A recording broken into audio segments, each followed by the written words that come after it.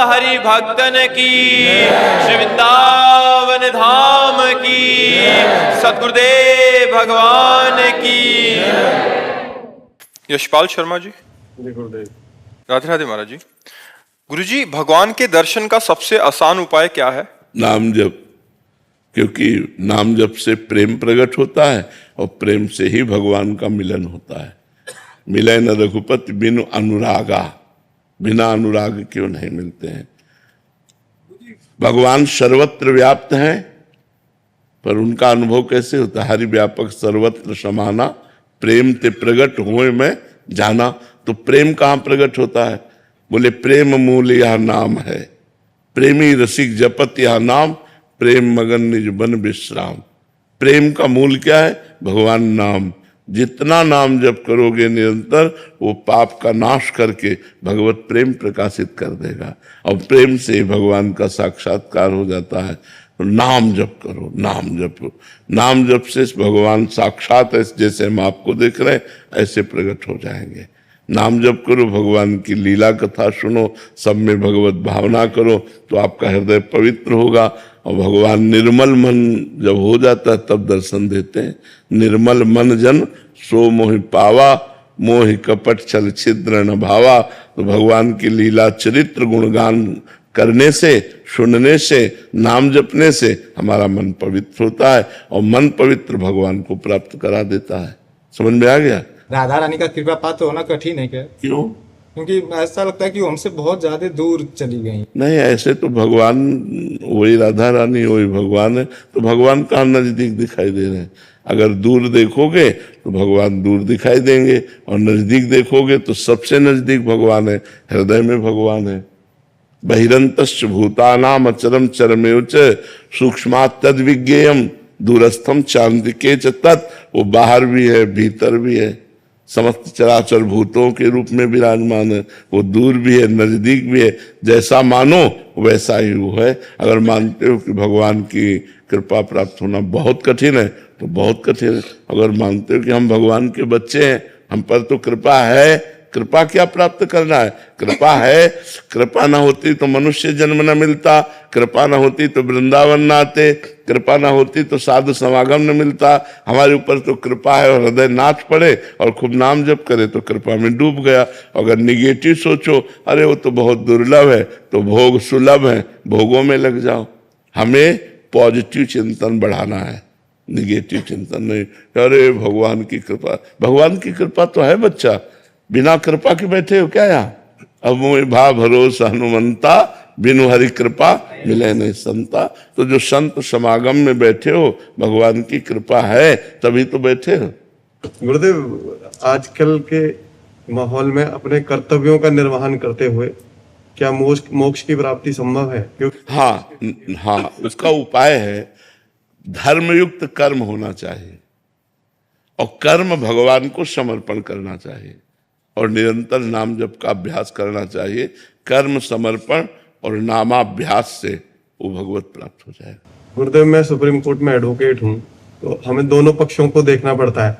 अब देखो, ऐसी बात तुमने कही है कि इसमें हम संशय पैदा करते हैं, क्योंकि आप लोग जानते हैं कि हम जिसका साथ दे रहे हैं दोषी है। आपको पता, वो बताएगा, ना बताएगा तो रुपया बताएगा। जहां से ज्यादा रुपया मिलेगा तो रुपया बताएगा ना। अब अगर दोषी को आप बचाते हैं और अर्थ लेते हैं तो मोक्ष कैसे हो सकता है? संशय इसीलिए हमने प्रकट किया, इसीलिए पहले कहा धर्मयुक्त कर्म। अगर पता है दोषी है तो हम तुम्हारा केस ही नहीं लेंगे। जैसे कानून के मुताबिक अगर कोई अपराधी भी है, इवन जैसे आतंकवादी भी हमारे यहाँ आए, उनको भी हम बचाव के लिए वकील देते हैं।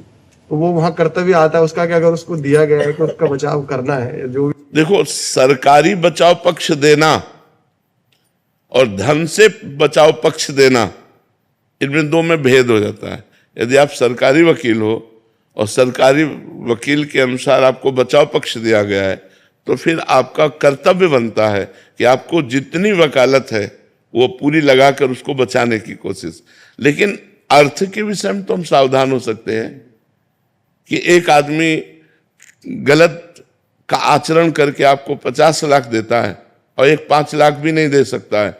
हमारे वकालत की सार्थकता होगी कि हम एक निर्दोष आदमी को बचा सके। कुछ होते हैं जिनका पेशा होता है, जिनका कार्य ही होता है मुजरिम कोटि का, ऐसे लोगों का साथ नहीं देना चाहिए और धर्म से चलना चाहिए, तो भगवान कृपा करेंगे। नहीं तो बहुत मतलब धर्म का सूक्ष्म स्वरूप है, अपराध बनने में देर नहीं लगती ना। अच्छा, ये वकालत ऐसा खेल है कि इस खेल में मतलब समझ पाना बड़ा कठिन होता है। कोई अपने को वकील से दोषी नहीं कहता कि मैं दोषी हूं। अब वो क्या करे, अब वो उसका पक्ष अगर लेगा और कहीं निर्दोष को, तो धर्म बड़ा सूक्ष्म विषय है, फिर वो अपने को घातक हो जाएगा। वो रुपया, वो संग, वो वकालत, वो अपनी मानसिकता को, अपने परिवार को दुख देने वाली बन जाएगी। तो हम ये प्रार्थना करेंगे जहां तक हो सके तो बचने की कोशिश करें ऐसे धन से, ऐसे लोगों के पक्ष से जो हमारी बुद्धि को विकृत कर दे, जो हमें आगे चलकर अशांति प्रदान करें। हम धर्मयुक्त कोशिश करें। है तो बड़ा मतलब विचित्र इसमें कि हम किससे पूछे कि तुम सही हो कि गलत हो। हर आदमी अपने को सही ही साबित करता है, तभी वो वकील को अपने पक्ष में ले पाएगा। कोई बताता नहीं करते। हाँ, तो इसलिए भगवान का आश्रय लो, भगवान से प्रार्थना करो कि आपको सही मार्ग दिखाते चले। अनुराग सिंह जी प्रयागराज से। राधे राधे प्रभु जी। राधे राधे महाराज जी। महाराज जी, मेरा प्रश्न है कि जब हम किसी नए कार्य को शुरू करते हैं, जैसे कोई भी नया कार्य, पढ़ना हो, नाम जपना हो या अन्य कोई, तो शुरुआत में बहुत उत्साह और उमंग जोश रहता है, हम ये कर लेंगे कि और सफलता पा लेंगे, परंतु समय के साथ धीरे धीरे उसमें शिथिलता आने लग जाती है। उमंग, उत्साह धीरे धीरे बढ़ने के बजाय कम क्यों होने लग जाता है? हमारे पूर्व के जो अशुद्ध आचरण है वो हमारी उत्साह को क्षीण करते रहते हैं, और जो पवित्र आचरण है वो उत्साह को बढ़ाते हैं। तो हमें चाहिए भगवान नाम जप और बढ़ावें, जिससे हमारे पूर्व के अशुद्ध आचरण, जो अशुभ आचरण है, उनकी जो अधीनता है वही हमको असफलता की तरफ ले जाती है। तो ये असफल करने वाले अशुभ आचरणों की जो हम अधीनता स्वीकार किए हुए हैं, इससे जब तक मुक्त नहीं होंगे तब तक हमें सहज आनंद की प्राप्ति नहीं होगी। उत्साह हमारा प्रतिक्षण वर्धमान नहीं रहेगा। तो हमें खूब नाम जप करना चाहिए। आधा घंटा नाम कीर्तन का अभ्यास करो, बैठकर भगवान के मंदिर में या एकांत में नाम कीर्तन करो। नाम कीर्तन से पाप बहुत जल्दी नष्ट होते हैं। नाम संकीर्तनम यस्य सर्व पाप प्रणाशनम, सब प्रकार के अशुभों का नाश नाम संकीर्तन से हो जाता है। और कुछ स्तोत्रों का पाठ करो, जैसे गजेंद्र मोक्ष स्तोत्र है, राम रक्षा स्तोत्र है। इन स्तोत्रों के पाठ से हमारे अशुभों का नाश होता है। तो ले लो, गीता पृष्ठ से मिल जाते हैं, छोटे छोटे बहुत से स्तोत्र हैं और बड़े महिमाशाली हैं। नारायण कवच है, इनके पाठ करने से बहुत जल्दी लाभ प्राप्त होता है। और थोड़ा संयम से रहो, ब्रह्मचर्य से रहो, पवित्र आचरण करो, तो अभी उत्साह आ जाए। उत्साह जो नष्ट हो जाता है वो अशुभ आचरणों से होता है, और शुभ आचरणों से उत्साह बढ़ता है। प्रतिक्षण हमारा अगर उत्साह बढ़ने लगे भगवान के नाम में, तो भगवत प्राप्ति हो जाए। सांसारिक कार्यों की तो बात जाने दो। भाव हमारा अपवित्र हो चुका है, इसीलिए निगेटिव विचार हमें निरुत्साहित कर देते हैं। किसी भी मार्ग में हम चलें वो हमें, और कार्य सफलता उत्साह से होती है। उत्साह संपन्न मदीर्घ सूत्रम क्रिया विधिज्ञम व्यसने सुशक्तम सूरम कृतज्ञम दृढ़ सौहृदंच लक्ष्मी स्वयं याति निवास है। तो उसके घर में स्वयं लक्ष्मी आ जाती है जो उत्साह संपन्न, हर कार्य के लिए उत्साह संपन्न हो। मदीर्घ सूत्रम, कल करना है तो आज अभी इसी क्षण करना है। क्रिया विधिज्ञम, क्रिया के विधान को जानने वाला हो। जो उत्साह संपन्न मदीर्घ सूत्रम क्रिया विधिज्ञम व्यसने स्वशक्तम, अपने व्यापार में, अपने कार्य में, अपने अनुष्ठान में आसक्त चित्त वाला होना चाहिए। व्यसने स्वशक्तम। अगर हमारा उत्साह ही क्षीण हो गया तो फिर हम कार्य कैसे आगे बढ़ा पाएंगे। सूरम, बलवान होना चाहिए। कृतज्ञम, उपकार करने वाले का कृतज्ञ होना चाहिए। दृढ़ सौहृदय, सबसे हृदय से प्यार करना चाहिए, छल कपट नहीं करना चाहिए। तो कहते हैं लक्ष्मी मैया स्वयं उसके घर में पहुंच जाती है, अर्थात वो श्री संपन्न हो जाता है। उत्साह संपन्न मदीर्घ सूत्रम क्रिया विधिज्ञम व्यसने सुशक्तम सूरम कृतज्ञम दृढ़ सौहृदय लक्ष्मी स्वयं याति निवास है। तो हम नाम जप करें, नाम कीर्तन करें और गंदे आचरणों से बचे, गंदे दृश्यों से बचे, गंदे लोगों के विचारों से बचे। महंत विराट गिरी जी, जूनागढ़। राधे राधे। राधे राधे महाराज जी। महाराज जी, मुझ अधम पर आपकी बहुत कृपा हुई है, आप ऐसे ही अपनी कृपा दृष्टि बनाए रखिए।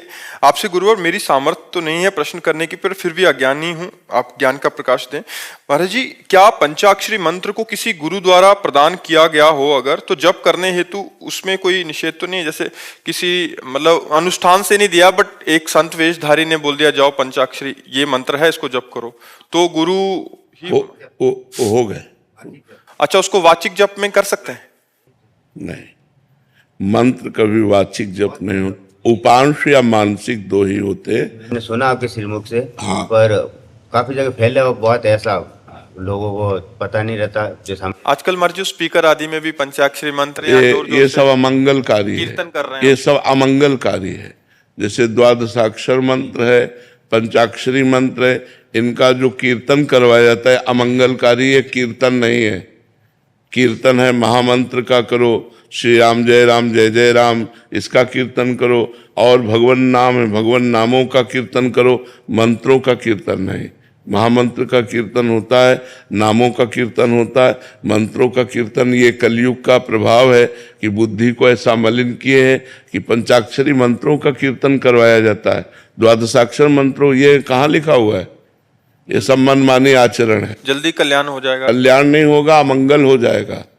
जो जिसका जो विधान, अब पंचाक्षरी मंत्र का विधान है कि गुरु से एकांत में घंटा ध्वनि शंख ध्वनि के बीच में अपने शिष्य को कान में मंत्र देता है, और उसे आप संगीत के द्वारा और साउंड के द्वारा उच्च स्वर, ये सब नहीं। काफी लोगों ने गाड़ियों के आगे पूरा मंत्र लिखा होता है घरों में। क्या है, नरक जाने का रास्ता है?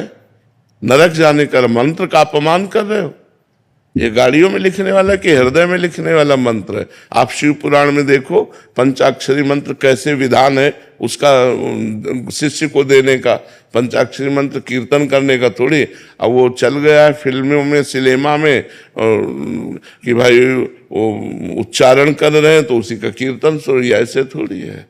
मंत्र कोई भी जब किया हो ऋषि तो ऐसे थोड़ी कि वो बैठे और उच्चारण कर रहे हैं, ऐसे मंत्र थोड़ी कोई सिद्ध होता है। सिद्ध तो ऐसे होता है, अंदर ही अंदर चल रहा, कोई जान नहीं रहा। वो तो नाटक दिखाने के लिए वो ऐसा कर रहे हैं, तो नाटक थोड़ी सत्य होता है। आजकल जो देखते हैं महाराज जी, जो देखते हैं और जो समाज में चल रहा होता है, प्रचलित होता है, उसी को अनुसरण करने लग जाते हैं। उसका वास्तविक यथार्थ क्या रहस्य है उस बात को? इन मंत्रों को सबसे प्रार्थना है ऐसे जपो भी नहीं, पहले गुरु से लो और फिर जपो। गुरुमुख होकर मंत्र लो और फिर उसको पवित्र स्थान में, पवित्र आसन पर बैठकर या पवित्र वस्त्र धारण करके तब आप नाम मंत्र जप करो। नाम किसी भी स्थिति में जप सकते हो, नाम कीर्तन खूब करो, इसके लिए कोई मना नहीं, लेकिन मंत्र कीर्तन मत करो। मंत्र जप होता है, मंत्र कीर्तन नहीं होता है। नाम कीर्तन होता है, नाम संकीर्तनम यस्य, नाम कीर्तन बात कही गई। मंत्र को दो प्रकार से जपा जाता है, उपांश या मानसिक। नाम को तीन प्रकार से जपा जाता है, वाचिक, उपांश और मानसिक। तो ये शास्त्रीय पद्धतियों को जब तक नहीं माना जाएगा तो किसका कल्याण हो रहा है? और विकार बढ़ेंगे, मनमानी आचरणों की वृद्धि होगी। नहीं तो मंत्र जपने से हृदय पवित्र होता है और भगवत साक्षात्कार की योग्यता आती है। महाराज जी, आप कह रहे हैं कि मुझे गुरु द्वारा दत्तात्रेय मंत्र जपने को दिया था महाराज जी, तो मैं चलते फिरते जप सकता हूँ? पवित्र अवस्था में। यदि असाधु तो पवित्र ही रहता है। लघु शंका आदि में जल का प्रयोग करना, फिर हाथ पर प्रक्षालन करके आचमन करना और फिर मंत्र जपो, पवित्र। वाचिक जपने के लिए बोला गया। वाचिक नहीं, गलत है, गलत उपदेश है, गलत उपदेश। वाचिक मंत्र नहीं जपा जाता है। सब रूपों में इसीलिए गुरु बैठे हुए हैं। अखंड मंडलाकारम व्याप्तम येन चराचरम तत्पदम दर्शितम तस्मै श्री गुरुवे नमः। अखंड मंडलाकारम व्याप्तम, तो जो गुरुदेव के वाक्य है मंत्र उनका पकड़ो, और लेकिन उपांश और मानसिक जपा जाती है, बात हमारी समझो। तस्मात् शास्त्रम प्रमाणम ते कार्या कार्यो व्यवस्थित हो, शास्त्र के अनुसार कार्य करना चाहिए, मनमानी आचरण नहीं करना चाहिए। सुगम सिंह जी, कानपुर देहात। राधे राधे महाराज जी। महाराज जी, अनन्य भक्ति के कारण अर्जुन जी को भगवान जी का विश्व रूप का दर्शन हुआ। महाराज जी, अलग अलग प्रसंगों में कह रहे कि आपको देखा गया है कि भगवत दुर्गा जी और भगवान शिव जी की भी भक्ति करते हुए देखा गया, किंतु उनकी अनन्य भक्ति खंडित नहीं हुई। महाराज जी, वो स्वयं अपना अनन्य भक्त स्वीकार किया प्रभु ने। अनन्यता का तात्पर्य महाराज जी क्या है? एक के सिवा दूसरा ना अनुभव में आना। जैसे मीरा जी अनन्य मेरे तो गिरधर गोपाल दूसरो न कोई, जैसे वो स्वामी तुलसीदास जी कह रहे हैं, एक भरोसो एक बल एक आस विश्वास, एक राम घन श्याम हित चातक तुलसीदास। चातक की तरह अपने इष्ट में मन लगा लेना। जैसे गोपी जन कहते हैं, उधो मन न भये 10-20, एक हुतो सो गयो श्याम पे को आराधे। अब तुम ईश्वर की महिमा और भक्ति की बात करो, मेरे हृदय में ना ही न रहो ही अमा ठौर। नंदन नंदन अक्षत, नंदन नंदन विराजमान, अब जगह नहीं रह गई हृदय में। हमारा मन तो प्रभु श्री कृष्ण में चला गया, अब तुम्हारा उपदेश कौन सुने। गोपी जन कहती है अनन्यता का स्वरूप होता है भगवान के किसी एक रूप में, एक नाम में आसक्त हो जाना। समझ रहे हो? अन्य ना स्वीकार करना। जो अन्य जब तक दिखाई देता है तब तक वो सही भक्ति नहीं होती। जैसे कृष्ण तो वासुदेवा स्वरमिति, राम तो सीय राम में सब जग जानी, ब्रह्म तो सर्वम खलमिदम ब्रह्म, ईश्वर ईशावास्यमिदम सर्वम यत् किंचे जगत्याम जगत। सब अगर श्यामा श्याम तो चिद चिद लक्षणम सर्वम राधा कृष्णमयम जगत। अपने इष्ट को संपूर्ण विश्व में देख लेना, यही अनन्यता है। अपने इष्ट में अनन्य रहना, अन्य भावना ना आना। ज्योति जी, राधे राधे महाराज जी। महाराज जी, मैं एक गृहिणी हूँ और कर्मचारी के तौर पर डाक विभाग में कार्यरत हूँ। मेरा अधिकतर समय घर और ऑफिस के काम में ही निकल जाता है। आपके सत्संग के माध्यम से ज्ञात हुआ कि किया हुआ जो भी कर्म है उसको प्रभु को समर्पित कर दो, ये भी एक प्रकार की पूजा में आता है। कृपया मार्गदर्शन कीजिए कि क्या ये कर्म योग है या भक्ति योग, या यदि भक्ति योग है तो मैं महादेव के सबसे प्रिय भक्त नंदी जी की तरह निष्काम भक्ति के मार्ग पर कैसे चलूं? देखो, कर्मयोग जब हम निष्काम भाव से दूसरों के सुख के लिए कर्म करते हैं उसे कर्मयोग कहा जाता है। निष्काम भाव से, मन से, वचन से, कर्म से दूसरों को सुख प्रदान करना, और वो भी कर्म का अहंकार ना होना, ये निष्काम कर्मयोग के अंतर्गत। और जब हम भगवान नाम जप करते हुए भगवान की प्रसन्नता के लिए कर्म करते हैं और वो कर्म करके भगवान को समर्पित कर देते हैं तो वो भक्ति योग हो जाता है। और जब हम जिस भगवान के नाम रूप को स्वीकार करते हैं उसी भगवान में तन्मय होने के लिए नाम जप करते हैं, उनकी लीला कथा सुनते हैं और उनका जो भी कर्म है वो उनका ही आराधन मानकर करते हैं, तो हमारी अनन्य भक्ति पुष्ट हो जाती है। तो जैसे आप भगवान शिव के लिए कहा तो आप नाम जप करो, जो कर्म करो वो भगवान शंकर को अर्पित कर दे, शिवार्पणमस्तु, और उनसे प्रार्थना करो कि आपके चरणों की अनन्य भक्ति हमें प्राप्त हो जाएगी। संगीता सिंह जी, दिल्ली से। राधे राधे महाराज जी। महाराज जी, मैं कई हॉस्पिटल की संचालिका हूँ। सामाजिक सेवा के माध्यम से समाज में सकारात्मक परिवर्तन लाने के लिए आपके क्या विचार हैं? हमारे विचार पहले सकारात्मक होने चाहिए। जो हम सकारात्मक विचार वाले हैं तो हम सकारात्मक विचार ही फैला सकते हैं। अगर हमारे विचार नकारात्मक हैं तो हम सकारात्मक का नाटक कर सकते हैं लेकिन सकारात्मकता नहीं ला सकते हैं। सकारात्मकता कब आएगी? जब हमारे अंदर शांति होगी, हृदय प्रसन्न होगा, तब पॉजिटिव विचारों का उत्थान होता है। जब हमारा हृदय चिंताग्रस्त होता है, भययुक्त होता है, विषादयुक्त होता है, तो नकारात्मक भावों का सृजन होता है, निगेटिव बातें हमारे अंदर आती है। तो हमारे अंदर भय न रहे, चिंता न रहे, शोक न रहे, हर समय उत्साह बना रहे, इसके लिए हमें क्या करना चाहिए? इसी से पॉजिटिव भाव आते हैं, निर्भयता से, निश्चिंतता से, निशोकता से पॉजिटिव भाव आते हैं, सकारात्मक भाव आते हैं। इसके लिए हमें भगवान की शरण में होकर भगवान का स्मरण करना चाहिए। जो भगवान की शरण में है और भगवान के स्मरण में है, उसके रोम रोम से पॉजिटिव विचार, संस्कार ये फैलते रहते हैं अपने। इसीलिए तो संतों का समागम किया जाता है। संतों का समागम क्यों किया जाता है? पॉजिटिव विचार के लिए। हम जितना उनके नजदीक जाते हैं, हमारे अंदर के निगेटिव विचार, निगेटिव क्रियाएं ये सब नष्ट हो जाती है, नकारात्मक सोच नष्ट हो जाती है। और जहां नकारात्मक सोच नष्ट हुई, हमारा हृदय आनंद से भर जाता है। और जब हम आनंद से भर जाएंगे तो हम जितनों को चाहेंगे उतना आनंद फैला सकते हैं। जब हमारे अंदर आनंद होगा तो सबको आनंद होगा। जब हमारे अंदर आनंद नहीं होगा तो हम आनंद की बात करेंगे लेकिन आनंद नहीं फैलेगा।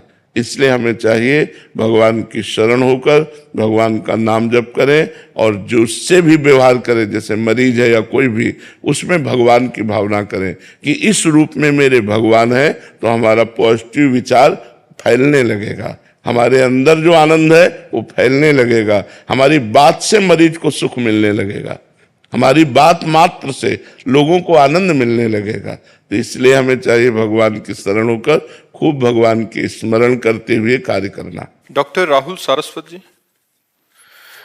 राधे राधे महाराज जी। महाराज जी, आप कह रहे हैं कि आप इमरजेंसी मेडिसिन के विशेषज्ञ डॉक्टर हैं। महाराज जी, ये कह रहे हैं कि मेरे पास अधिकांश रोगी गंभीर अवस्था में ही आते हैं। मेरे अथक प्रयासों के बावजूद भी अधिकांश रोगियों की मृत्यु हो जाती है, जिससे मैं बहुत असहज महसूस करता हूँ और कुछ समय के लिए परेशान हो जाता हूँ। ऐसी स्थिति को निपट परेशान होने की जरूरत नहीं, क्योंकि जन्म मृत्यु ये आपके हाथ में नहीं है। क्यों? डॉक्टर एक प्रयास कर सकता है लेकिन बचा नहीं सकता। वो मृत्यु का स्वामी नहीं है। जब मृत्यु चाहेगी तो उसको भी खा जाएगी। तो जो समय पूरा हो गया, मरीज आया आपके पास, आप अथक प्रयास कर लीजिए, वो नहीं बचेगा। तो इस विधान को आप समझ लेना। सुनो भरत भावी प्रबल, विलख कहो मुनिनाथ, हानि लाभ जीवन मरण जस अपजस विधि हाथ। ये विधि के हाथ में, आपके हाथ में नहीं। डॉक्टर हाथ नहीं लिखा, विधि हाथ, जन्म मरण विधि हाथ। तो आप प्रयास कीजिए, आपके प्रयास में कमी नहीं होनी चाहिए, प्रमाद नहीं होना चाहिए, बचाने का 100% उपाय होना चाहिए।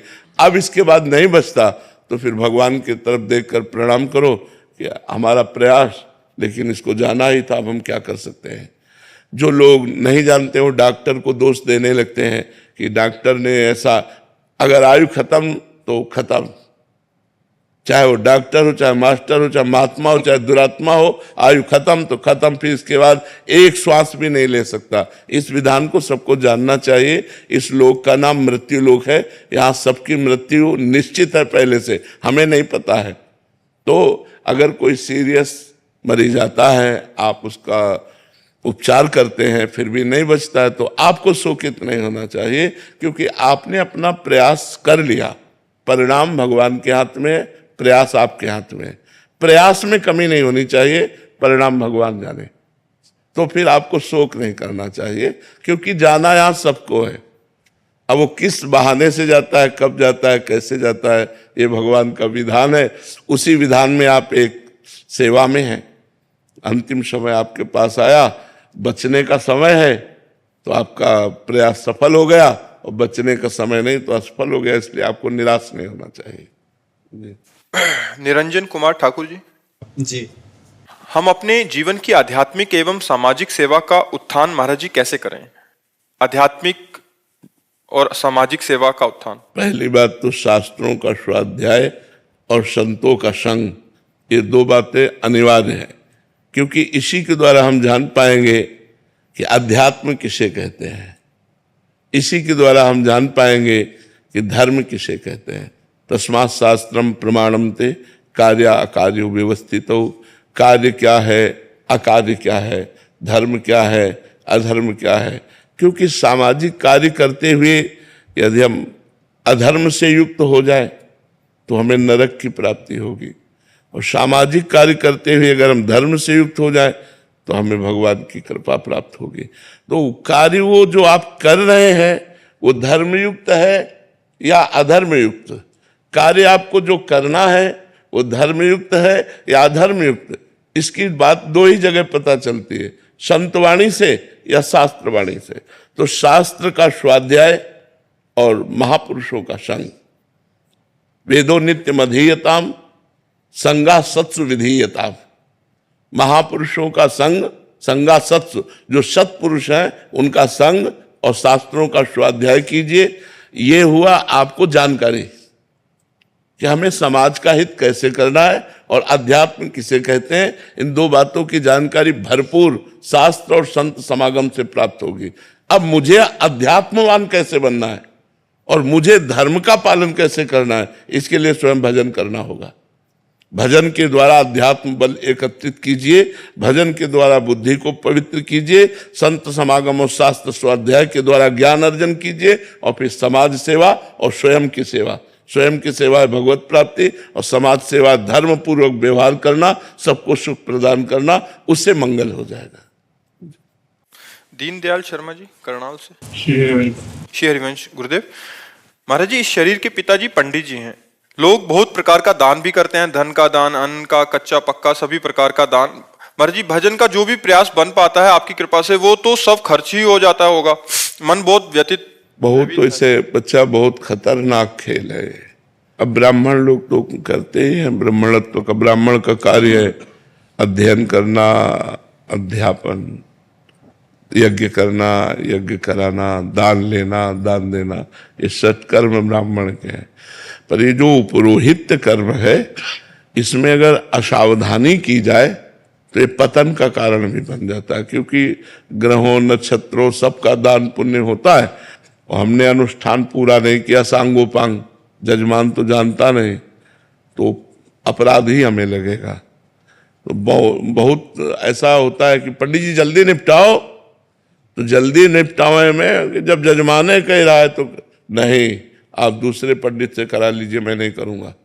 जो सांगोपांग शास्त्रीय अनुष्ठान है वही करूंगा और उसके अनुसार जो आप भेंट दे देंगे वो ले लूंगा। अगर अनुष्ठान में आप, तो मैं नहीं करूंगा। ऐसा कौन बोलता है? बोले अभी निपटाया, मंत्र भी पूरा नहीं हुआ, चावल चढ़ाओ, जल छिड़को, ऐसे। तो वो जो अर्थ आएगा वो कहीं ना कहीं हमारे लिए मतलब बुद्धि में फर्क डाल देगा। तो जो पांडित्य कर्म में धन आता है, इससे लोभ प्रवृत्ति और बढ़ती है। यदि हम उसका दशांश दान करें, जैसे 100 रुपया हमें किसी ने दान किया और 10 रुपया एक गोलक में डाल दिए, फिर 100 रुपया है तो 10 रुपया डाल, और जब वो 100 रुपया हुए तो किसी गौशाला में दे दिया, तो बात बन सकती है। ऐसा करना चाहिए, पर प्राय ऐसा नहीं करते।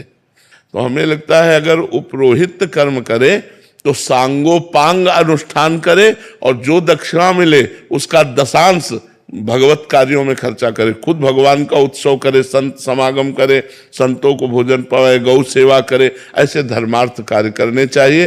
तो नाम जप में उन्नति होगी, नहीं तो फिर वो बुद्धि धीरे धीरे लोभ ग्रसित हो जाती है।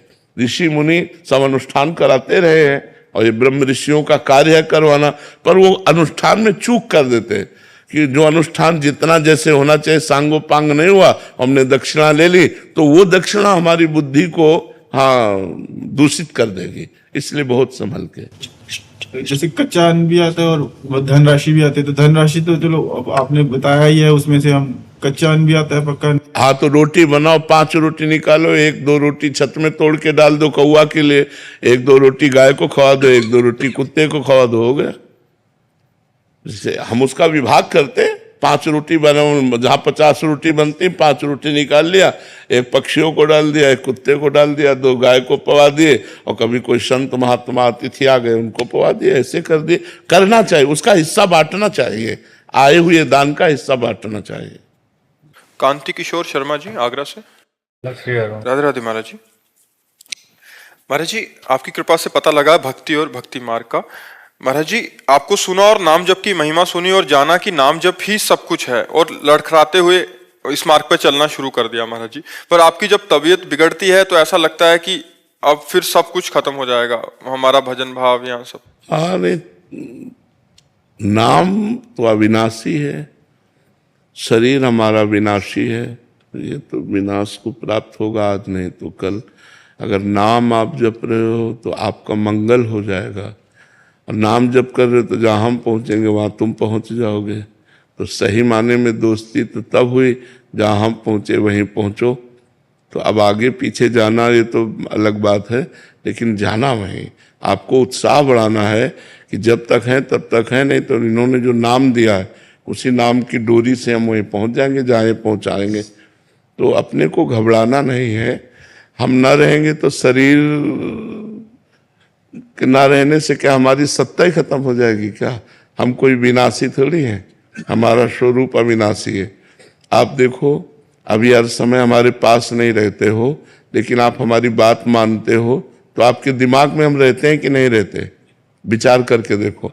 तो ऐसे यदि हमारी बात मानोगे तो शरीर ना रहने पर भी हम आपके साथ रहेंगे। आपको अनुभव होगा कि हमारे साथ है, हमारे विचार में है, हमारे हृदय में है। मैं अनुभव करता हूँ कि वो मेरे पास है, ऐसा अनुभव होगा। तो सबसे ज्यादा नजदीकी वही होता है संतों का जो उनकी आज्ञा का पालन करता है। और संत जब तक उद्धार नहीं कर देते तब तक वो उसके दिमाग से नहीं जाते। अगर सच्ची श्रद्धा से हम संत को स्वीकार कर लें तो एक संत का बाहरी स्वरूप है जो पांच भौतिक है, एक है चिदानंद। तो चिदानंद स्वरूप से हमारे हृदय में आकर बैठ जाते हैं और हमारा कल्याण कर देते हैं। तो उस बात पर विचार करो कि इनका एक स्वरूप है चिदानंद, वो हमें कभी नहीं छोड़ेगा, और एक स्वरूप है जो पांच भौतिक, ये छूट जाएगा आज नहीं तो कल। हाँ, प्रगट में तो देखो ये तो सबको होती है, जो भी प्रीति करते हैं उन सबको होती है। तो अब इस वेदना को विचार के द्वारा हमें सहना होगा, क्योंकि इसका नाम मृत्यु लोक है। यहाँ भगवान भी अवतार लेते हैं तो लीला संवरण करते हैं। हम लोग तो भगवान के अंश हैं, तो जब आए हैं तो जाएंगे। चाहे राजा रंक फकीर, चाहे राजा हो, चाहे भिखारी हो, चाहे संत हो, सबको जाना पड़ेगा। जो आए हैं सो जाएंगे, क्या राजा रंक फकीर। हाँ, क्या करके जा रहे हैं? एक सिंहासन चढ़ ही रहे और एक बांधे जात जंजीर। अगर कर्म बिगड़ गए तो यम पास में बांध करके नरक ले जाया जाएगा, और कर्म सही हो गए तो भगवान की प्राप्ति हो जाएगी। इसलिए हमको एक एक कदम संभाल के रखना है, पाप कर्म न बनने पावे, भगवान की आराधना बने। यही संत समागम का परम लाभ है। शरीर तो जाएगा और इसके जाने का वियोग होता। मिलत एक दुख दारुण देही और बिछुरत एक प्राण हरि लेही। ऐसे प्रेमी जन होते हैं जिनके वियोग संभावना मात्र से प्राण जलने लगते हैं कि कैसे रहूंगा, कैसे जीऊंगा। तो ये बात तो प्रेम में होती है, और इसी प्रेम का फल मिलेगा कि उनका चिदानंद स्वरूप हमारे साथ रहेगा और हमारा कल्याण कर देगा। जैसे उड़िया बाबा को अंतर्ध्यान हुए बहुत समय हो गया, लेकिन हमने कभी उनको अपने से दूर नहीं देखा। उनकी वाणी हमारे पास रही, तो बचपन से हमने उड़िया बाबा को अपना अध्यात्म मार्ग का पथ प्रदर्शक माना। जीवन के गाइड वही हैं। तो हमको कभी ऐसा महसूस नहीं हुआ कि बाबा नहीं है, क्योंकि बाबा की वाणी हमको हमारे समीप दिखाई दी। तो जब हम चलेंगे उस मार्ग में, तो जिसके बताए मार्ग पर चल रहे हैं वो हमारे दिमाग में बैठा रहेगा, वो हमसे दूर नहीं होगा। और सच्ची नजदीकी यही है। शरीर की नजदीकी तो ज्यादा दिन टिकेगी नहीं, ये तो किसी भी कारण से कभी भी नष्ट हो सकता है। इसलिए इसकी चिंता तो ज्यादा करे ना। पर होता है, ये हम समझा रहे हैं आपको, पर होता है। ये सब प्रेमियों को होता है। जो भी लाखों प्रेमी ऐसे होते हैं जिनके हृदय में ऐसा भाव होता है, पर वो सहना पड़ता है। भगवान के वियोग में कितना दुखित हुए लोग जब अंतर्ध्यान हो गए। जगह जगह भगवान के प्रेमी जनों के वियोग में, आचार्यों के वियोग में, तो ये सहना पड़ता है। प्रेमियों को ये सहना पड़ता है, ये तो सहना ही पड़ेगा। अभी रील वायरल हो गई थी आपके बारे में, तो हाँ, ऐसा लगा था कि बस अब हाँ, कुछ ज्यादा करके वायरल कर दिया। नहीं, इतना सीरियस नहीं थे, कुछ ज्यादा कर। हॉस्पिटल तक भी ठीक था महाराज जी, अब तो ऐसी वीडियो करने लगे कि रंगत बोल दिया था, तो ऐसा नहीं। अच्छा महाराज जी, अच्छा, वो तो व्यूज के लिए कुछ भी करते थे, हम यहाँ तंग हो जाते हैं महाराज जी। अच्छा, हम तो आपको देख रहे हैं, पधार गए ऐसा भी बोल दिया। ऐसे महाराज जी बहुत सारी रील, मतलब अपने व्यूज के चक्कर में कोई भी ऐसा कुछ भी कर रहा है महाराज, जिससे क्या नहीं होता है तो महाराज जी, ऐसा उनको, लोगों को जो ऐसे वीडियो बनाते हैं उनको समझना चाहिए अपराध है, मतलब भागवतिक अपराध है। जैसे हजारों लोग दुखी हुए तो उस दुख का कारण आप बने ना, फिर आपको भोगना पड़ेगा। व्यूज रुपया दे सकता है लेकिन अपराध से मुक्त नहीं कर सकता है। ये भाव का खेल है, इसमें गेम नहीं खेलना चाहिए। महाराज जी बहुत ज्यादा ऐसे, हॉस्पिटल तक तो ठीक फिर भी, बट वो अच्छा पूरी ऐसी झांकी बनाई है, फोटो एक लगा रहे हैं फिर आपकी लगा रहे हैं, ऐसे करके पूरी एडिटिंग इतनी तगड़ी वाली किया हुआ है कि कोई भी सत्य मान लेगा महाराज जी। उससे क्या होता है महाराज जी, बहुत सारे भक्त, उससे जो भक्तों के हृदय में दुख पहुंचता है, उसके परिणाम में ऐसा जो करता है उसको अच्छा नहीं रहता, उसके लिए वो दुखदायक हो जाएगा। व्यूज, मैं कल जा रहा था, यहाँ को आ रहा था, पिताजी ने एकदम फोन किया कि तू वहां जा रहा है, वो तो रहे ही नहीं। अब मेरा दिमाग खराब हो गया, मैंने किसकी बात यकीन करूं। नहीं, आप कह देना पिताजी से मैं बात करके आ रहा हूं लौट आए, कह देना लौट आए, अभी हम बात करके आ रहे हैं। ऐसा नहीं है। हाँ, इससे भक्तों को बहुत दुख होता है। महाराज जी 2020 में जो बहुत ज्यादा तबीयत खराब हुई थी, जब आपका मतलब ये कैथेटर चेंज होना था, तो उस समय की वीडियोस हॉस्पिटल जाते हुए की, उस समय जो आप हॉस्पिटल में थे, या जो आपने संदेश दिया था कि आप सभी भजन करते रहना, और ऐसा लग रहा है कि अभी, अच्छा सब 2020 में तो शायद नहीं जानते हो, कुछ लोग आज जुड़े हों, उनको लगता है कि यही सत्य है और उसी पे यकीन करके महाराज जी बहुत ज्यादा भावुक हो जाते हैं और रोने लग जाते हैं। मतलब कितने जने रोने लग जाते हैं, कितने यहाँ भीड़ लगा लेते हैं, क्या हाँ एक बार दिखा दो, सच बोल रहे हो ना, सच बोल रहे हो।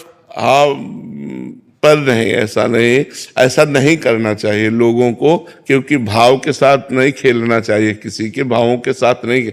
ये श्रद्धा और भक्ति का मार्ग है, इसमें ज्यादा मतलब उद्दंडता नहीं करनी चाहिए, नहीं फिर भागवतिक दंड विधान लागू हो जाते हैं। ये जो लोग यूट्यूब में इस तरह का यूट्यूब, फेसबुक, इंस्टाग्राम, इस पे सब पे रील वायरल कर देते हैं। हाँ, तो उससे क्या होता है कि भावुक जनों के हृदय में जो दुख पहुंचता है, वो दुख एकत्रित होकर जब आपको परिणाम मिलेगा, क्योंकि आप गलत है, आपने गलत न्यूज दी, तो उसका जब परिणाम आपको आएगा तब आप संभाल नहीं पाओगे।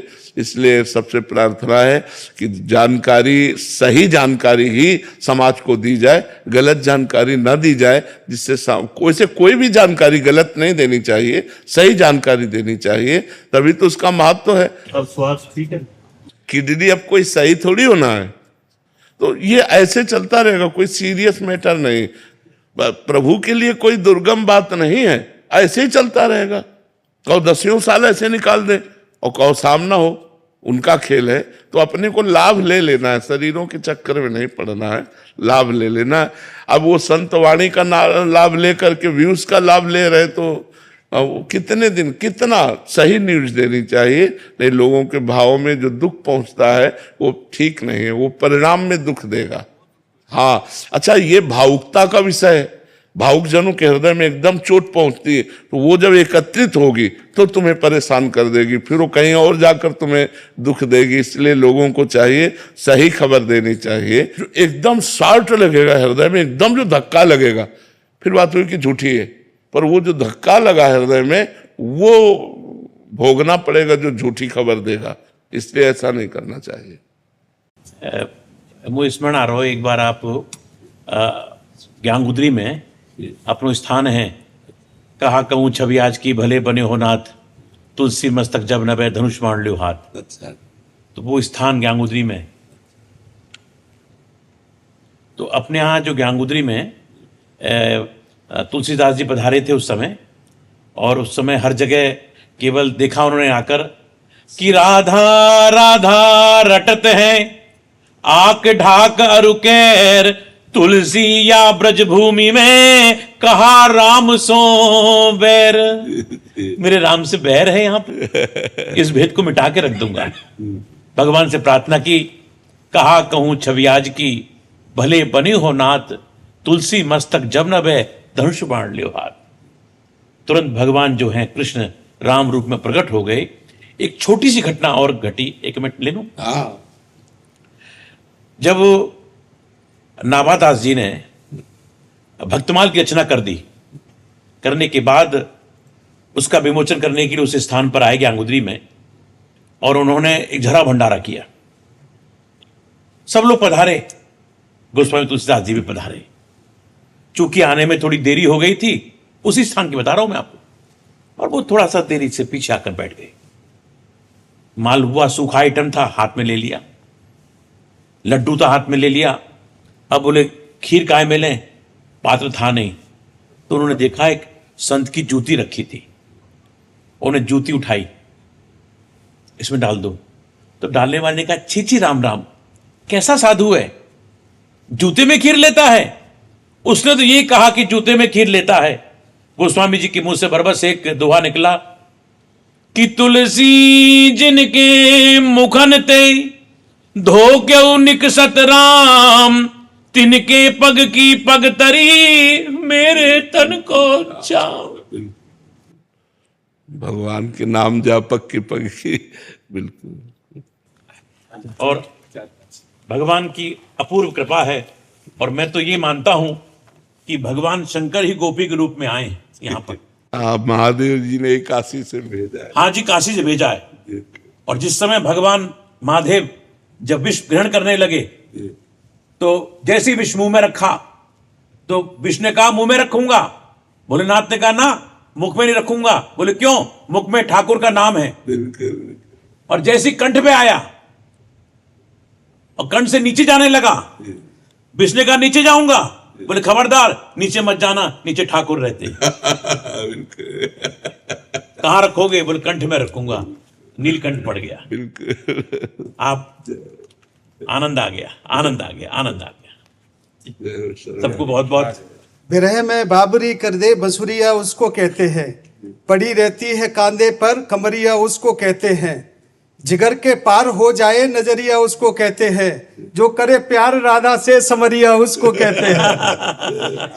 श्री राधा, श्री राधा। सेवा में रुचि हो जाए, नाम में रुचि हो जाए, आशीर्वाद दीजिए। संसार में भटकते रहे। जो निरंतर नाम जप है, वो जब अनर्थ की निवृत्ति कर देता है, तब रुचि नाम में भी और सेवा में भी हो जाती है। तो नाम को ही हम अधिक पकड़े, तो नाम से ही जो हमारी विक्षेप है वृत्तियों में, वासनाओं का, वो जब नाश हो जाता है, तो भगवान में प्रीति हो जाती है, उनकी सेवा में रुचि हो जाती है। नाम छूटने का बड़ा दुख होने लगता है, तब हमारी जाके बात बनती है। तो हमें अधिक अधिक समय नाम जप में देना चाहिए, अधिक समय नाम जप में देना चाहिए। बहुत सारे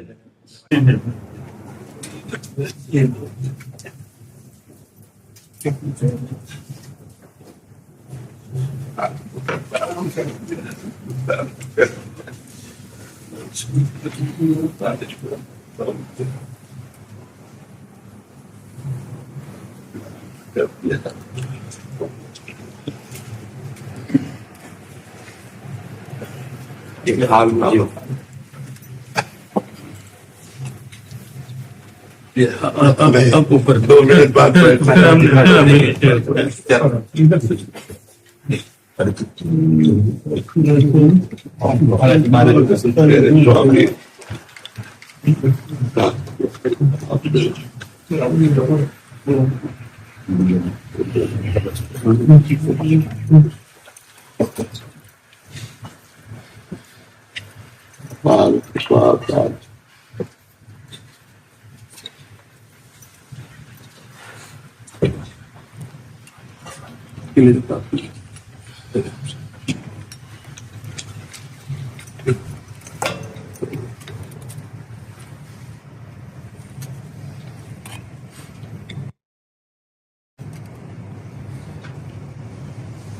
महाराज को सीधी की चुनरी लाओ। सबकी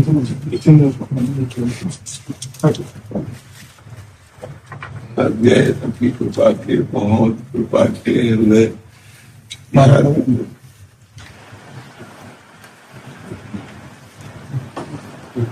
भावों में तो यहाँ का सब कुछ रमा ही हुआ है। परिक्रमा में निकलते हुए प्रणाम करके ही निकलते हैं। बस संकोच होता रहा कि अंदर गली में जाए या बाहर। लेकिन भावों में तो जब भी वृंदावन परिक्रमा में होते हैं तो अरे यार इतना हमको सुख मिल रहा है, थोड़ा ले तो सुख ले ले। हमारे लिए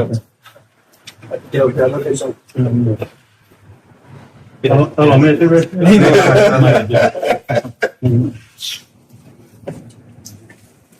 अब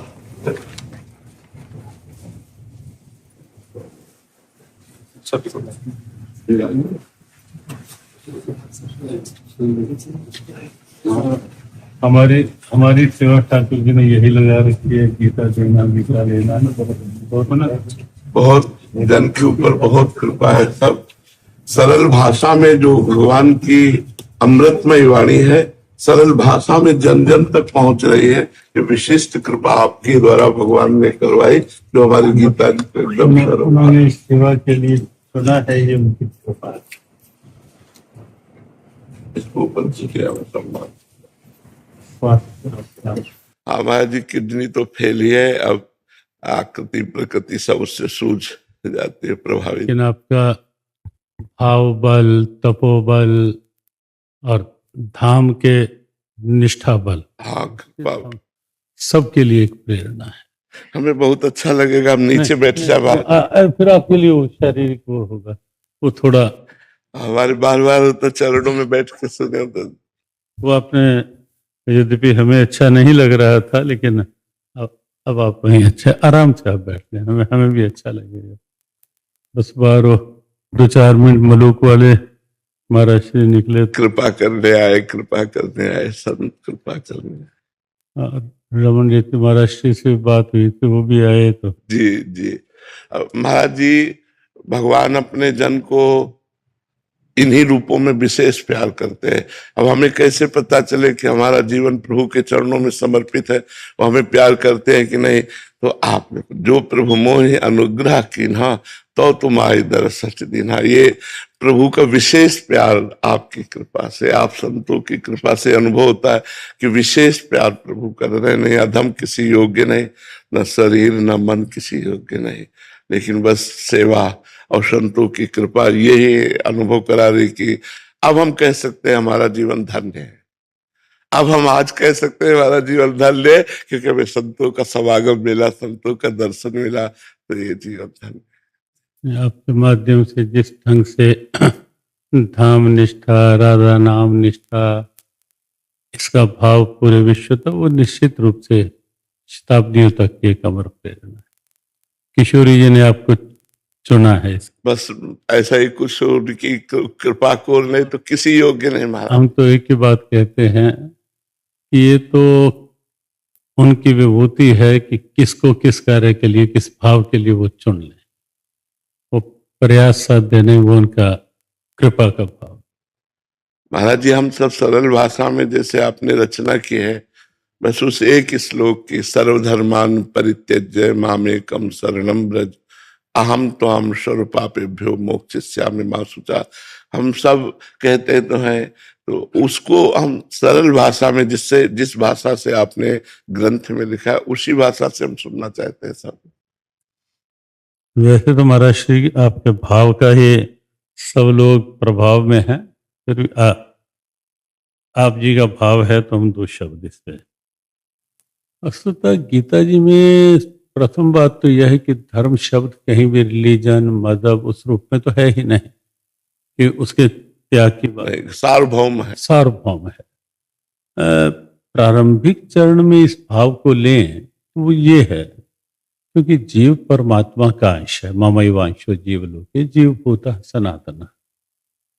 तो लेकिन जो आरोपित धर्म अपने ऊपर वृत्तियों के, विकारों के जो आ जाते हैं, जो बीच में आवरण बन जाते हैं, तो उस सब का त्याग और अपने स्वभाव में आ जा, लौकिक कर्मों के संस्कार विकार अंदर ना जाएं, केवल भीतर से उस भाव में रहे, मामेकम शरणम। और दूसरा यह भी है कि धीरे धीरे, क्योंकि प्रारंभ में अध्यात्म करना ही होगा, एकाएक वह स्थिति नहीं कही जा सकती सबके लिए कि बस हम उत्पूर्णता में आ गए। पूज्य डोंगरे जी महाराज तो कहा करते थे कि जीवन के अंतिम श्वास तक नाम निष्ठा नहीं छोड़ो, वो नहीं छूटे, मन पर विश्वास लेकर नहीं चलो कब। तो इसलिए ये खास बात, हाँ, जी, खास बात, बिल्कुल बिल्कुल। वो करना तो है ही, यज्ञ दान तपः कर्म नात्याज्यम, जो भी नाम हम वो सब, लेकिन धीरे धीरे एक अवस्था ऐसी आ जाती है, आ जाए कि जब ये आध्यात्मिक अनुष्ठानों की क्रियाएं भी इससे भी ऊपर, बहुत सुंदर, बहुत, और अब केवल मेरे भाव में आ जा, बिल्कुल, बहुत, अब ये सब छूट जाने। हाँ, बहुत सुंदर, बहुत, अब माम एकम शरणम व्रज, अब तू मेरे भाव में ही रम जा, बहुत सुंदर, अब बहुत दूसरा सुंदर, कुछ नहीं। आज बहुत सुंदर। और उसमें भी एक बात और आती है कि छूटना और छोड़ना, हाँ, इन दोनों में भी अंतर है। हाँ, ये बड़ा सूक्ष्म विषय है। हाँ, हमारे गुरुजी कहा करते थे कि कहीं हल्का कुछ खरोंच आई। अब जैसे एक बार ऐसा महापुरुषों के श्रीमुख से श्रवण किया कि एक बार कन्हैया और श्रीजी में बांसुरी की चलिए छीन जब मैं बजाऊंगी, तो बांसुरी लेते हुए श्री ने खींच तो ली, लेकिन हाथ में हल्की खरोंच आ गई। अब जब खरोंच आई तो कई दिन निकले, तो ललिता ने कहा कि ये खरोंच तो बड़ी हुई है, ये क्या हुआ? कहा वो जब कन्हैया से बांसुरी की खींचतान हो रही थी और उस समय ये वो तो बहुत छोटी थी, अब तो ये बढ़ गई, ये तो हो जानी चाहिए थी। कहते समाप्त तो तब होती ना, मैं होने देती समाप्त, मैं तो रोज इसको थोड़ा थोड़ा वो कर देती थी। हाँ, ये बनी रहे कि ये तब हुई थी। तो एक तो होता है कि खरोंच कोई हुई है तो उस खरोंच को वो करते रहे ऊपर से, लेकिन एक गुरुदेव कहा करते थे कि एक ये होता है धीरे धीरे उसको सहज भाव में मरम करो, सूख जाए, और जब सूख जाएगी तब वो ऊपर की पपड़ी कब अपने आप छूट जाएगी वो पता ही नहीं चलेगा। तो छोड़ना तो ये होता है प्रमाद के कारण, परिस्थिति के कारण, या किसी कारण नियम छोड़ दिया और छूट जाए। इस श्लोक का एक अर्थ, उच्चतम अर्थ ये है कि धीरे धीरे छोड़ने का नहीं क्रम बनाना, करते रहो, लेकिन धीरे धीरे स्वतः छूट जाए और उस भाव में रम जाओ, वो इसका चरम है। हाँ, बहुत सुंदर, बहुत सुंदर, बहुत सुंदर तृप्ति हो गई। क्योंकि जानबूझ करके यदि छोड़ा जाए तो जहां हम पकड़ कर रहे हैं वहां से भी मन हट सकता है। जी जी। तो हमको सांगोपांग धीरे धीरे करते हुए मामैकम की तरफ बढ़ना है, और जब वहां पहुंच गए तो अपने आप सब शांत हो जाएगा। बहुत सुंदर, बहुत सुंदर। बलात् छोड़ेंगे तो फिर तो गीता ने ये भी कहा कि स्वभाव जेन कौनते निबद्धा सेन कर्मणा, फिर कहीं भीतर के संस्कार फिर न तुझे वहां की। बिल्कुल बिल्कुल। इसलिए सहज भाव से लगे लगे वो छूट जाए, ऐसी अवस्था में आ जाए। बहुत आपका स्वागत ठीक है। रोमांचित है फिर मन नहीं रोम यहाँ आकर आपके समक्ष बैठ, आप शरणागत बच्चे हैं महाराज जी, हम आपको बच्चे, आपके बच्चे, आप गुरुजनों के आशीष से ही आप स्वस्थ हैं। मन से तो दिख ही रहा है, भावों में दिख ही रहा है, स्वस्थ नहीं पूर्णतः आप, लेकिन तन से भी आप स्वस्थ। आशीष आपका। ये तो महाराज जी का दिया हुई का प्रसाद है। कह रहे हैं कि मेरी हृदय महाराज जी स्पर्श करवा, तो स्पर्श करवा गया। हमारा प्राण है महाराज जी,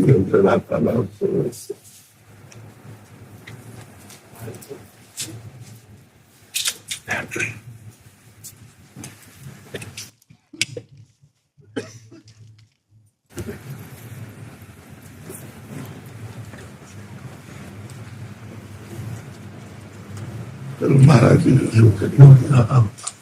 जी सब है ना, जैसे भी प्रभु आपके महाराज